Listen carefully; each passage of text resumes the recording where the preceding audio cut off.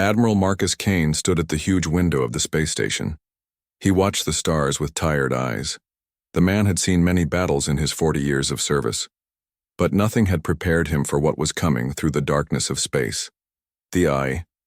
Alarm bells rang loud through the station. Red lights flashed on every wall. Officers ran to their posts with fear in their eyes. Kane did not move. He kept watching the empty space where his sensors told him death was coming. "Sir, we have visual contact," said Lieutenant Sophie Turner. Her voice shook as she spoke. "The alien fleet is coming out of jump space now." Kane turned to look at the main screen. What he saw made his blood run cold. Ships began to appear from nothing. First one, then 10, then hundreds. They kept coming like a nightmare that would not end. The alien ships looked like giant crystals floating in space. They caught the light from the sun and threw it back in rainbow colors, beautiful and deadly at the same time. "How many?" Kane asked. "Still counting, sir. We have over 2,000 now. They keep coming." Kane felt his heart sink. Earth had only 400 ships in the entire fleet. Most of them were old and weak, compared to what he was seeing now. On Earth below, Ambassador Victoria Cross walked into the big meeting room. The leaders of every nation sat around the long table. Their faces were pale with worry. They had all seen the reports from the space stations. They knew what was coming. The room fell silent as the alien message began to play. The voice was cold and without feeling. It spoke through machines that changed the alien words into human language. "People of the third planet, you have violated the sacred spaces of the Zephyrian Empire. You have spread your kind to worlds that do not belong to you. You have shown that you are a danger to all peaceful life in this galaxy." Victoria felt her hands shake. She gripped the table to stay steady. "The High Command of the Zephyrian Empire gives you one chance. You will surrender your world and all your people. You will become slaves to serve the Empire. You have 72 hours to agree. If you refuse, we will destroy every human life in this system. Your cities will burn. Your children will die. Nothing will remain of your kind." The message ended. The room stayed quiet for a long moment. Then President Alexandra Morgan stood up. She was a small woman, but her voice was strong. "We do not bow to anyone," she said. "We will not give up our freedom. We will not let our children become slaves. If they want Earth, they will have to take it from our cold, dead hands." Captain Lucas Bennett ran through the halls of his ship.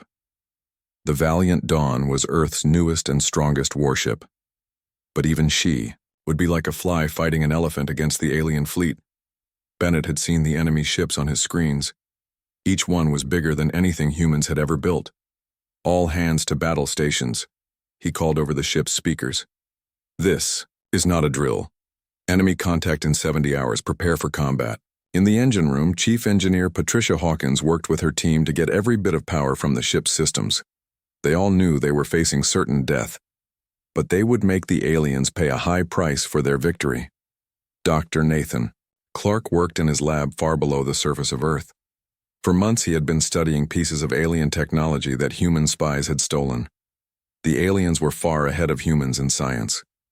Their weapons could punch through the strongest human armor like it was paper. Their shields could stop anything humans could throw at them. But Clark had found something strange in the alien machines. There was a pattern in how they worked. A weakness that might be used against them. He just needed more time to figure it out. Time that Earth did not have. Around the world, people watched the sky with fear. Some ran to underground shelters. Others gathered in churches to pray. Many just stood in the streets and looked up at the stars, knowing that death was coming from the darkness above. General Patricia Hawkins stood in the military command center. Giant screens showed the movement of both fleets. The human ships looked so small and few compared to the alien armada. She was in charge of moving people away from the big cities. But where could they go? The aliens would find them anywhere on Earth. "How long do we have?" asked Colonel Ryan Mitchell. "The alien fleet will reach Earth orbit in 68 hours, Hawkins replied. "Our ships will try to stop them," but she did not finish. Everyone in the room knew what she meant. On the moon, workers loaded the last of the children onto transport ships. Lieutenant Sophie Turner helped a crying little girl find her seat. The child asked where her parents were. Turner did not know what to say. The parents were staying behind to fight. They would probably never see their daughter again. Admiral Kane watched the alien fleet move closer to Earth. They came in perfect formation like they had done this many times before. These were not explorers or traders. They were conquerors who had destroyed other worlds. He thought about his own children safe in the underground shelters. Would they live to see another day? Would anyone remember that humans had tried to fight back against impossible odds? "Sir, incoming message from the alien fleet," reported the communications officer. Kane nodded. "Put it on screen." The face that appeared was not human. It had too many eyes and skin like metal. When it spoke, its voice was full of contempt. "I am High Admiral Kethvar of the Zephyrian Empire. Your time grows short, humans. Surrender now, and some of you may live as our servants. Continue to resist, and we will make your death slow and painful." Kane stepped forward. "This is Admiral Marcus Kane of Earth Defense Command. We have heard your demands. Here is our answer. Go to hell." He cut the transmission. Around the bridge, his officers smiled despite their fear. They might die, but they would die as free humans. The countdown had begun. In less than 3 days, the most powerful alien empire in the galaxy would try to crush the small blue world that refused to kneel. Neither side knew that something else was watching from the darkness beyond the outer planets. Something that would change everything. The 72 hours passed like a bad dream. Admiral Marcus Kane stood on the bridge of his command station and watched the alien fleet move into attack position. The Zephyrian ships spread out like a net around Earth. There was no way to escape. "Human ships, this is Admiral Kane. The time for talking is over. We fight now for our families, our world, and our freedom. Make every shot count. Kane out." Captain Lucas Bennett gripped the arms of his command chair aboard the Valiant Dawn. Around him, his crew worked at their stations with steady hands. They were scared, but they would not show it. They were human warriors facing the end of everything they loved. "Enemy fleet is moving to attack speed," reported his weapons officer. "They will be in firing range in 10 minutes. Bennett nodded. "All ships form up on the Valiant Dawn. We go in hard and fast. Hit their big ships first." Commander Jake Sullivan sat in the cockpit of his fighter. Behind him, 200 other human pilots waited for the order to attack. Their small ships would be the first to die, but they would clear the way for the bigger ships. It was a job that needed to be done. "Fighter wings, this is Sullivan. Remember your training. Stay close to your wingman. Watch each other's backs. Let's show these aliens what humans can do." The alien fleet opened fire first. Beams of bright energy shot across space like lightning. The human ships fired back with everything they had. Missiles streaked through the darkness. Laser cannons lit up the void with deadly light. Captain Angela Rodriguez watched from the bridge of her cruiser Independence as the first human ships exploded. The alien weapons were too strong. They cut through human armor like it was made of paper. But the humans kept fighting. "Direct hit on the enemy cruiser," called her gunner. "No damage to their shields, Captain." Rodriguez felt her heart sink. The human weapons were not strong enough to hurt the alien ships. But the alien weapons were destroying human ships with every shot. "All power to forward shields," she ordered. "Take us in closer. Maybe we can do some damage at point-blank range." The Independence raced toward the biggest alien ship. Enemy fire hit her shields again and again. The ship shook with each impact. Lights flickered on the bridge. Smoke filled the air. "Shields down to 30%, called the engineer. "We can't take much more of this." "Hold course," Rodriguez said. "We're almost there." On the lunar base, Colonel Ryan Mitchell watched the battle through his telescopes. The human fleet was being destroyed. Ship after ship exploded in balls of fire. The aliens were winning easily. "Sir, the orbital stations are taking heavy damage," reported Lieutenant Sophie Turner. "Station 3 just went offline." Mitchell closed his eyes for a moment.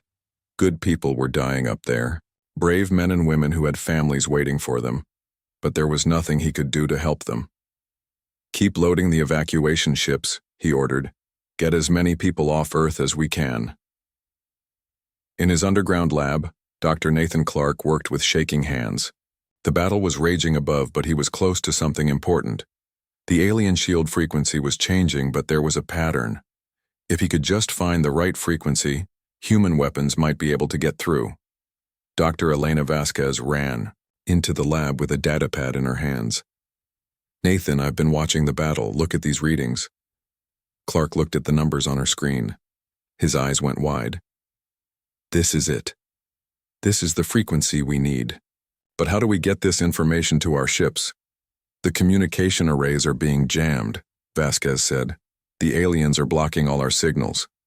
Up in space, the battle was going badly for the humans. Commander Jake Sullivan's fighter wing had lost half its ships. The survivors dodged and weaved between the alien vessels, but they could not do any real damage. "This is Sullivan to all fighters. We can't hurt them, but we can still make them mad. Follow me in." He led his remaining fighters in a desperate attack on the alien flagship. They fired everything they had at the huge crystal ship. Their weapons bounced off the alien shields like raindrops on a window, but the attack got the aliens' attention. The big ship turned its guns on the fighters. One by one, Sullivan's pilots were shot down. Soon he was alone, flying his damaged fighter against an entire alien fleet. "This is for Earth," he said, and drove his ship straight at the alien flagship. The explosion was small compared to the huge alien ship, but Admiral Kane saw it from his command station. He saw one human pilot give his life to show the aliens that humans would never give up. The Independence was dying. Captain Rodriguez felt her ship shaking apart around her. The alien weapons had broken through her shields and were tearing her hull apart. "Captain, we need to abandon ship," called her first officer. "Not yet," Rodriguez said. "Get me a collision course with that alien cruiser. If we're going to die, let's take some of them with us." The Independence turned toward the nearest alien ship. Her engines were damaged, but she still had some power left. Rodriguez aimed her ship like a missile at the crystal hull of the enemy cruiser. But before she could complete her attack, something strange happened. The alien ship stopped firing.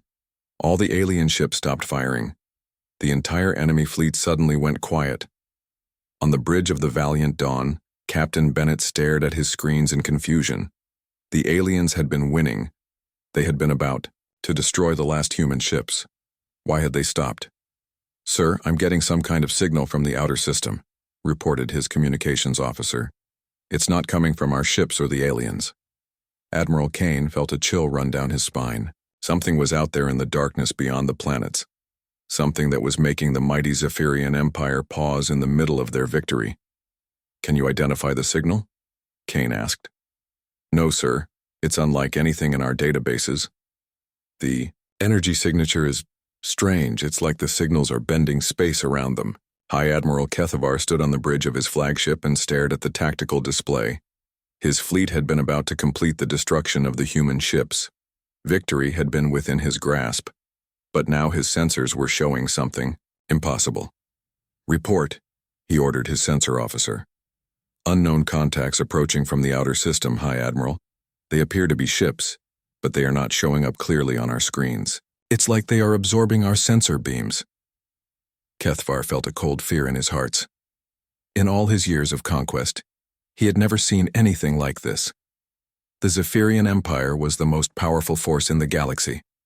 Their technology was beyond anything other races possessed. What could be out there that his sensors could not properly detect? "How many ships?" he asked. "Difficult to say, High Admiral. At least 300, possibly more. They are moving in formation, but they are still too far away to get detailed readings."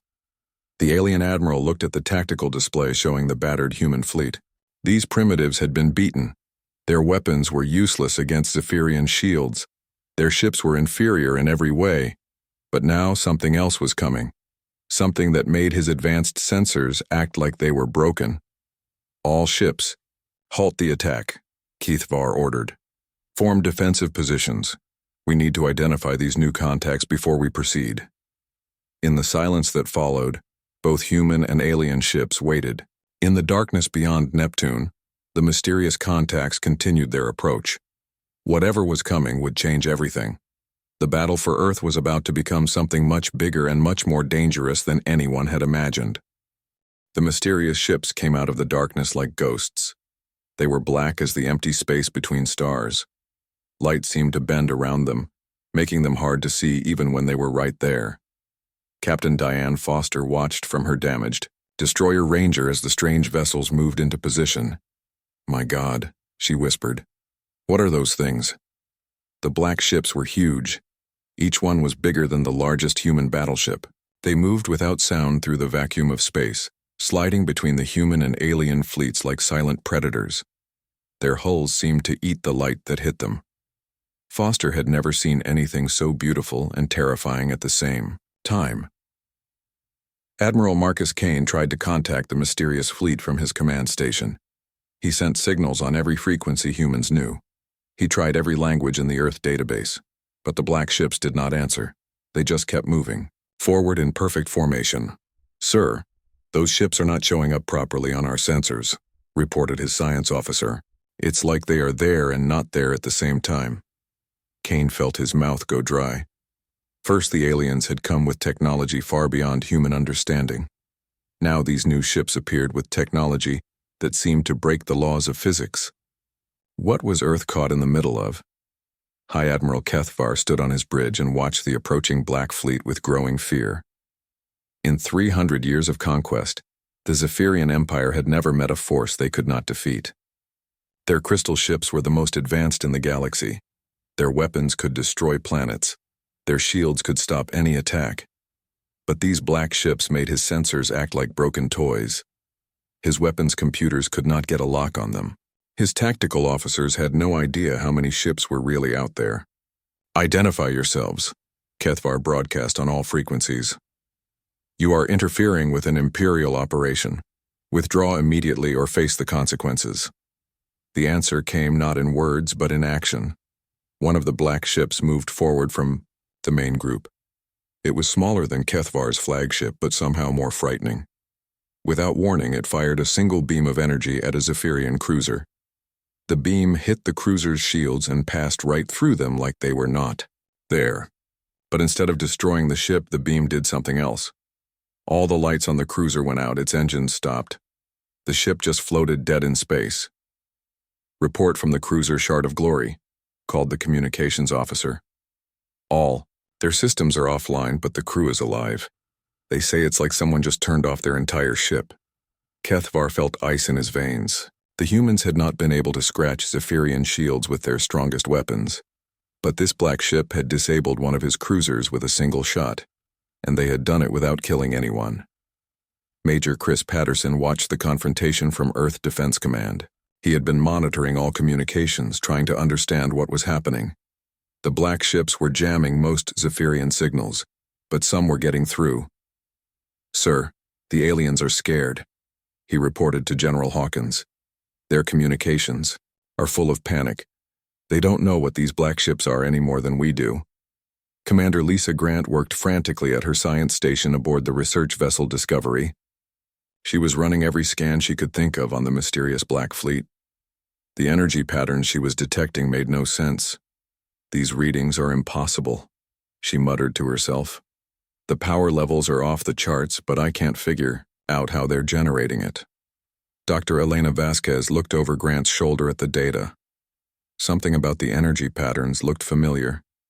She had seen something like this before in theoretical physics papers, but that was impossible. The theories were just ideas on paper. No one had ever built anything like that. "Lisa, can you isolate the quantum signature?" Vasquez asked. Grant worked at her controls for a few minutes. When the results came up on her screen, both women stared in shock. The quantum signature was not alien at all. It was human, but it was human technology that was hundreds of years more advanced than anything Earth had ever built. The largest of the black ships finally moved to the front of the mysterious fleet. It was massive, easily twice the size of the biggest Zephyrian vessel. Its dark hull seemed to swallow all the light around it. Strange patterns moved across its surface like living things. Admiral Kane tried once more to contact the newcomers. "Unknown vessels, this is Admiral Marcus Kane of Earth Defense Command. Please identify yourselves. Are you here to help us? This time, there was an answer. A voice came over the communication system. It was clearly human, speaking perfect English. But there was something different about the accent. It sounded old, like recordings from centuries past. Admiral Kane, this is Admiral Harrison Beck of the New Terra Colonial Fleet. We have been monitoring this situation. The Zephyrian Empire has made a serious mistake. Kane's blood went cold. He knew that name from the history books. Harrison. Beck had been the commander of the generation ship New Horizon. That ship had been launched over 200 years ago and was officially listed as lost with all hands. But here was someone claiming to be Beck, commanding a fleet of impossible black ships. Admiral Beck, is that really you? The New Horizon was lost centuries ago. Not lost, Admiral Kane, just hidden. We have been waiting for the right time to return. It seems that time is now. High Admiral Kethvar listened to the human conversation with growing alarm. These black ships were human? That was impossible. The primitive Earth fleet he had been destroying was the extent of human technology. There could not be another human fleet with superior capabilities. Humans of the Black Fleet, Kethvar transmitted. You will withdraw immediately. This system belongs to the Zephyrian Empire now. We have claimed it by right of conquest. Admiral Beck's voice came back calm and cold. High Admiral Kethvar, I know who you are. Your empire has conquered 17 systems in the past 50 years. You have enslaved billions of intelligent beings. You have destroyed entire civilizations. It is the natural order, Kethvar replied. The strong rule the weak. Your pathetic Earth fleet could not stop us, neither can you. You misunderstand the situation, Beck said. Earth was never alone. We have been watching from the darkness between stars. We have been preparing for this day, and now you have made the mistake of threatening our home. Captain Foster watched, in amazement as more black ships appeared from empty space. They seemed to step out of nothing, becoming visible one by one. Soon there were thousands of them, surrounding both the human and alien fleets. Where did they all come from? She asked her sensor officer. I don't know, Captain. They weren't there a second ago and now they are. It's like they can hide from our sensors completely. Admiral Beck's voice filled the communication channels once more. Zephyrian Empire, you demanded Earth's surrender. You threatened to destroy our families and enslave our children. You made one critical error in your calculations. What error? Kethvar demanded. You assumed Earth was all there was of humanity. You were wrong. We are the children of Earth who left home long ago. We have grown strong in the dark places between worlds. We have learned secrets that your empire never imagined, and we have been waiting for someone to threaten our mother world. The Black Fleet began to move into attack formation. Their movements were precise and deadly. Each ship knew exactly where to go and what to do. They had obviously done this before. This is your only warning, Beck continued. Leave this system now. Return to your empire and tell them that humanity is not as weak as they believed. Tell them that we have friends in the darkness. Tell them that Earth is under our protection. Kethvar looked at his tactical display. His fleet of 3,000 ships was completely surrounded by the mysterious black vessels. His weapons could not lock onto them properly. His shields had already proven useless against their technology. For the first time in his long career of conquest, High Admiral Kethvar of the Zephyrian Empire faced an enemy he could not defeat. The primitive humans he had come to enslave had protectors with power beyond his understanding. The hunters were about to become the hunted. Captain Lucas Bennett could not believe what he was hearing. Admiral Harrison Beck was supposed to be dead for over 200 years. The New Horizon had been one of the first-generation ships to leave Earth. Everyone thought it was lost in the dark between stars. Admiral Beck, this is Captain Bennett of the Valiant Dawn. How are you still alive? What happened to the New Horizon? Beck's voice came back through the communication system. It sounded tired but strong. Captain Bennett, that is a long story. The New Horizon did not die. We found something out there in the deep space, something that changed us forever. Admiral Kane felt his hand shake as he listened. The history book said that Harrison Beck had been 40 years old when the New Horizon launched. That was 230 years ago. If this was really Beck, he should be dead from old age. Admiral Beck, I need to verify who you are. Can you prove your identity? I understand your doubt, Kane. When I left Earth, you were not even born yet.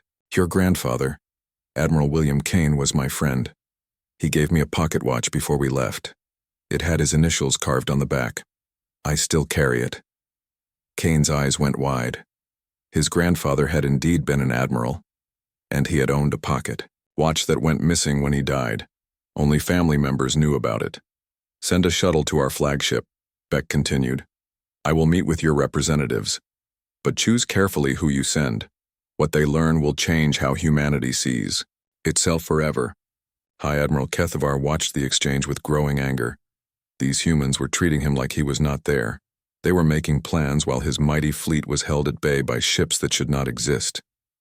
Enough of this, Kethavar broadcast. I care nothing for your human stories. I am here to claim this system for the Empire. You will all surrender or be destroyed. Admiral Beck's reply was calm and cold. Hi, Admiral. You seem to misunderstand your situation. You are surrounded by a fleet that your sensors cannot properly track. Your weapons cannot lock onto our ships. We have already proven that your shields are useless against our technology. What makes you think you can threaten us? Numbers, Kethavar said. I have 3,000 ships. You cannot have more than a few hundred of those black vessels. Count, again, Beck replied. Suddenly, space around the Zephyrian fleet filled with black ships. They appeared from nowhere, stepping out of empty space like ghosts becoming real. The alien sensors, which had been showing hundreds of vessels, now registered thousands upon thousands. Commander Tracy Wells stood on the bridge of Beck's flagship, the Event Horizon. She was Beck's tactical officer and great-granddaughter of one of the original New Horizon crew. Her family had lived their entire lives preparing for this moment. Sir, all fleet elements are in position, she reported. We have 15,000 ships in the immediate area. Another 30,000 are standing by in the outer system. Beck nodded slowly. Thank you, Commander. Signal the Earth fleet. Tell Captain Bennett we are ready to receive his shuttle. Bennett chose his best pilot to fly the shuttle to the mysterious flagship. Lieutenant Commander Jake Murphy had survived the battle with the Zephyrians and earned the right to be part of this historic meeting. With him went Dr. Elena Vasquez, who had been studying the strange energy readings from the Black Fleet. As their shuttle approached the event horizon, both humans stared in wonder. The ship was massive beyond anything they had imagined.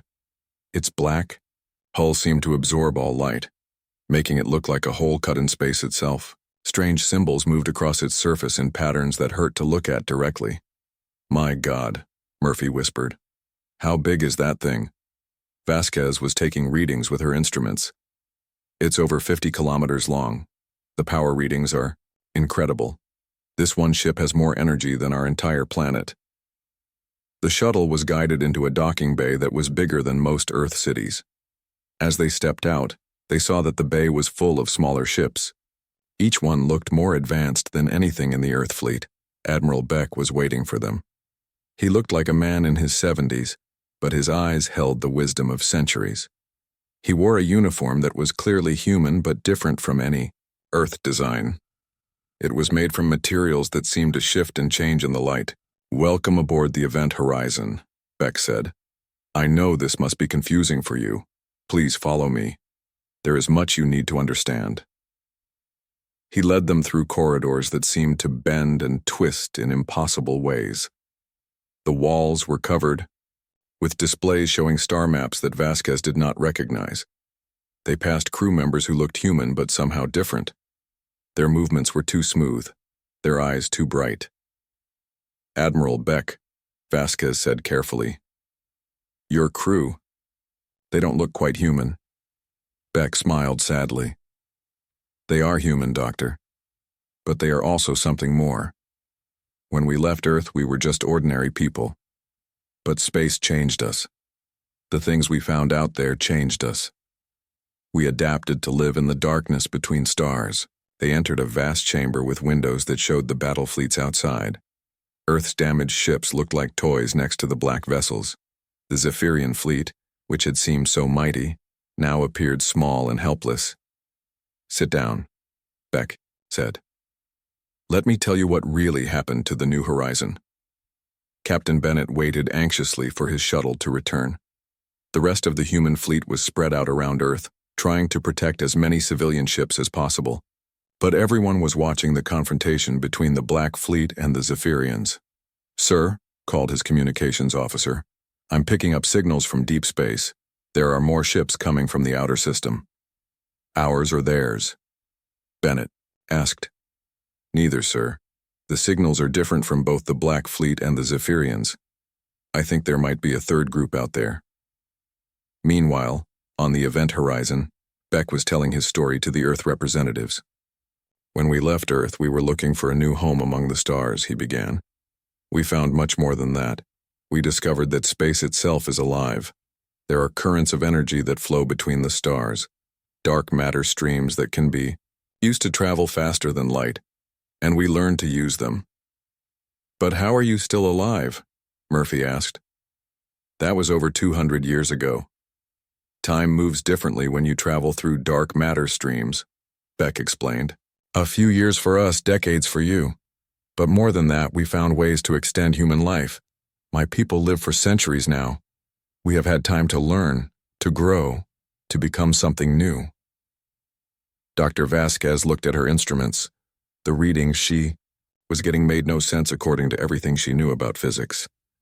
The technology you're using, she said, it's beyond anything we thought possible. It should be, Beck replied. We have had 200 years to develop it, but more than that, we have had help. We are not the only ones who live in the dark between stars. There are others. Ancient ones who have been waiting for humanity to grow up. Others?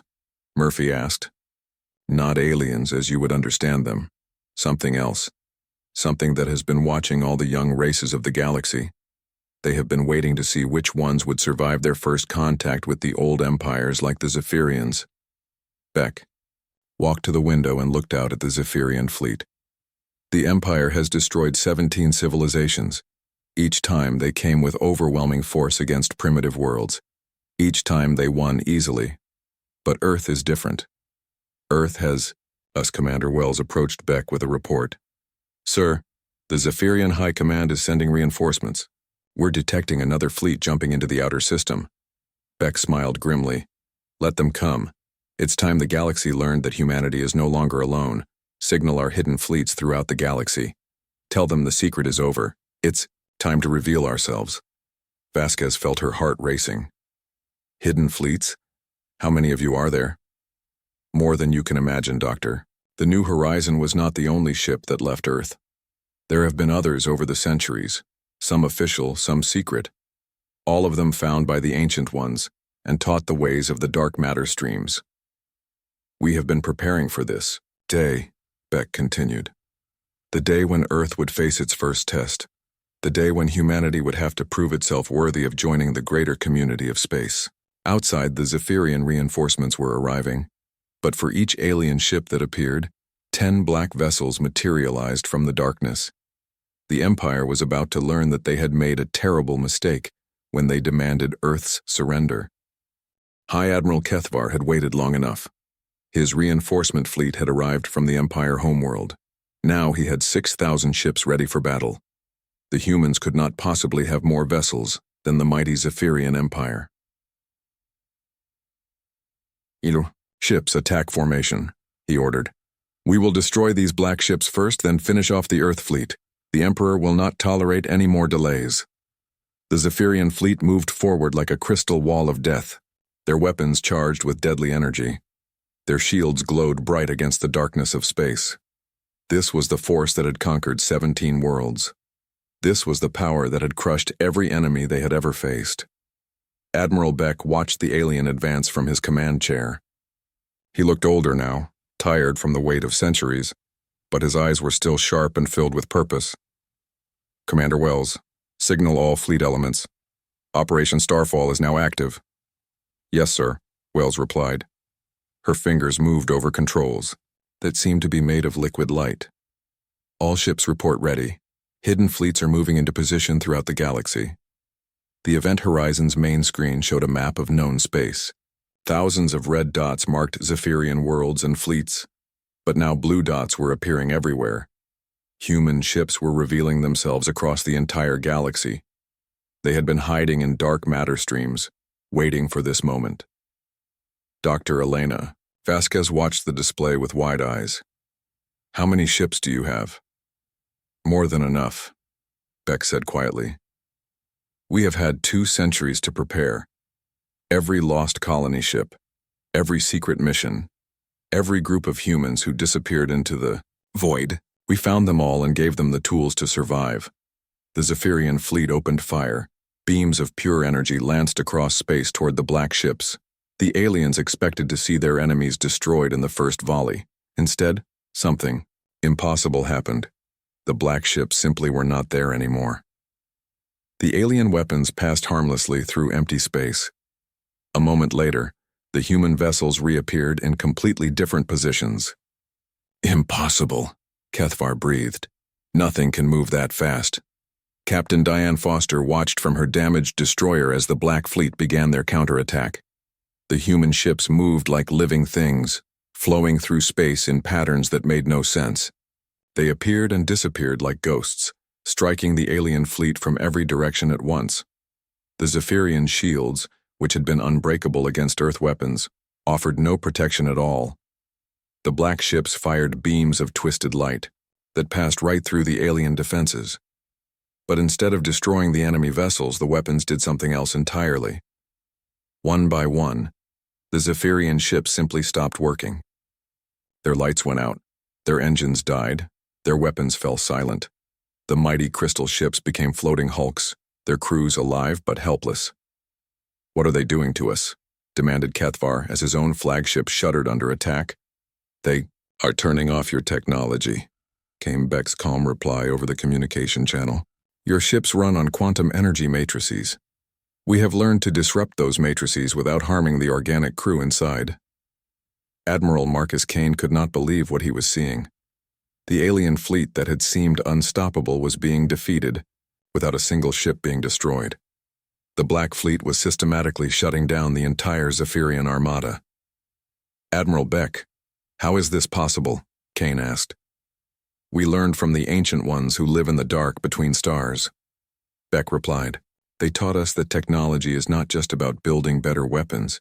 It is about understanding the fundamental forces that hold the universe together, and how to control those forces." Captain Lucas Bennett watched as the last of the Zephyrian ships went dark. In less than an hour, the most powerful fleet in the galaxy had been reduced to helpless metal floating in space. Not a single alien had been killed, but their ability to fight was completely gone. "This is impossible," Kethvar transmitted from his powerless flagship. "The Empire has ruled this galaxy for 1,000 years. Our technology is supreme. How can primitives from a single world defeat us?" Beck's image appeared on every ship's communication screen, both human and alien. The old admiral looked directly at the Zephyrian commander. "Because you made the same mistake that every empire makes, Kethvar. You believe that power comes from the size of your fleet or the strength of your weapons. You never understood that. True power comes from adaptation and evolution. The ancient ones have been watching the galaxy for millions of years," Beck continued. "They have seen empires rise and fall. They have watched young races either learn to grow beyond their limitations or destroy themselves trying to conquer others." President Alexandra Morgan watched the broadcast from Earth. The world that had been facing total destruction just hours ago was now witness to the defeat of an galactic empire. "You demanded Earth's surrender," Beck said. "You threatened to enslave our children and destroy our civilization. But Earth was never alone. We are humanity's children who went into the dark and learned its secrets. We are the ones who chose adaptation over domination." Commander Tracy Wells worked at her station, coordinating the massive human fleet that was now revealing itself across the galaxy. Ships were appearing from hidden bases in asteroid fields, from stations built inside dead moons, from colonies that had been thought lost for centuries. "Sir, all hidden fleets are now active," she reported. "We have forces in every major system. The Zephyrian Empire is completely surrounded." Beck nodded slowly. "Signal the Empire homeworld. Tell them their conquest fleet has been defeated. Tell them that humanity offers them a choice." "What choice?" Kethvar asked, his voice filled with fear for the first time in his life. "Evolution, or extinction," Beck replied. "Your empire can continue trying to conquer and enslave other races. If you do, you will find human fleets waiting for you at every world you try to attack, or you can learn to grow beyond your need to dominate others. The Ancient Ones are tired of watching young races destroy each other," Beck continued. "They have chosen humanity to be their representatives in this galaxy. We are the teachers now. We will help other races learn to survive and grow, or we will stop them from harming the innocent." Dr. Vasquez looked at the readings on her instruments. The black ships were using technology that rewrote the laws of physics as she understood them. Humanity had indeed become something more than human during their centuries in the dark. "What happens now?" she asked. Beck smiled, and for a moment he looked like the young captain who had left Earth so long ago. "Now we go home. We have hidden long enough. It is time for humanity to take its place among the stars openly." Lieutenant Commander Jake Murphy felt tears on his face as he watched the Black Fleet begin to move toward Earth. Ships that had been built by human hands in the cold darkness between worlds were coming home at last. "The Ancient Ones taught us that survival is not about being the strongest," Beck said in his final transmission. "It is about being the wisest." The Zephyrian Empire demanded Earth's surrender. Instead, they discovered that Earth's children had already claimed the galaxy in secret. The alien survivors were allowed to repair their ships with human help. They would return to their empire with news that would change the balance of power in the galaxy forever. The age of conquest was ending. The age of human guardianship was beginning. As the Black Fleet settled into orbit around Earth, Admiral Beck prepared to set foot on the world of his birth for the first time in over 200 years. Humanity had passed its test. The galaxy would never be the same again. The Empire had demanded Earth's surrender. Instead, they learned that humanity surrenders to no one. And in the darkness between stars, ancient voices whispered their approval as Earth's children came home at last.